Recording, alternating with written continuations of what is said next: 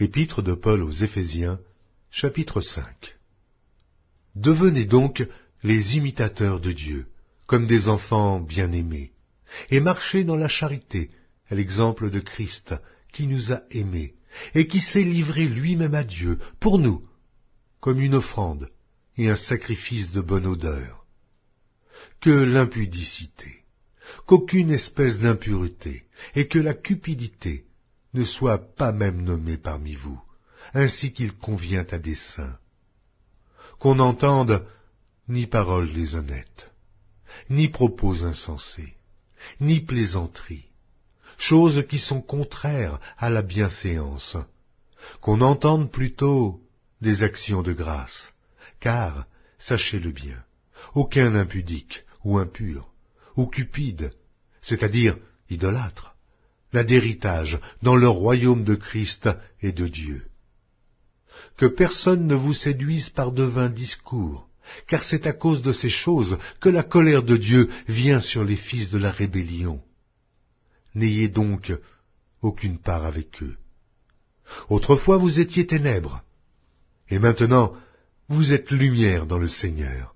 Marchez comme des enfants de lumière, car le fruit de la lumière consiste en toutes sortes de bonté, de justice et de vérité. Examinez ce qui est agréable au Seigneur, et ne prenez point part aux œuvres infructueuses des ténèbres, mais plutôt condamnez-les. Car il est honteux de dire ce qu'ils font en secret. Mais tout ce qui est condamné est manifesté par la lumière, car tout ce qui est manifesté est lumière. C'est pour cela qu'il est dit « Réveille-toi, toi qui dors. Relève-toi d'entre les morts, et Christ t'éclairera.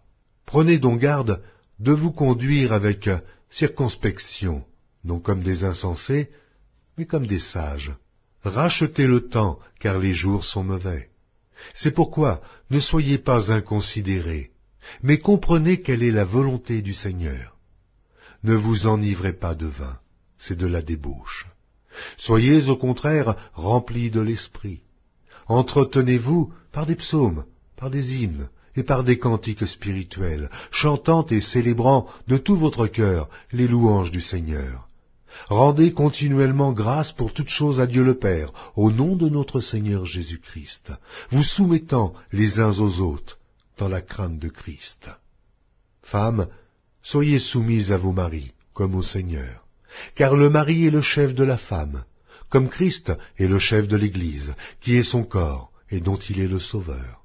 Or, de même que l'Église est soumise à Christ, les femmes aussi doivent l'être à leur mari en toutes choses. Marie, aimez vos femmes, comme Christ a aimé l'Église et s'est livré lui-même pour elle, afin de la sanctifier par la parole, après l'avoir purifiée par le baptême d'eau, afin de faire paraître devant lui cette Église glorieuse, sans tache, ni ride, ni rien de semblable, mais sainte et irrépréhensible. C'est ainsi que les maris doivent aimer leurs femmes comme leur propre corps. Celui qui aime sa femme s'aime lui-même, car jamais personne n'a haï sa propre chair, mais il la nourrit et en prend soin, comme Christ le fait pour l'Église, parce que nous sommes membres de son corps. C'est pourquoi l'homme quittera son père et sa mère, et s'attachera à sa femme, et les deux deviendront une seule chair. Ce mystère est grand. Je dis cela par rapport à Christ et à l'Église. Du reste, que chacun de vous aime sa femme comme lui-même, et que la femme respecte son mari.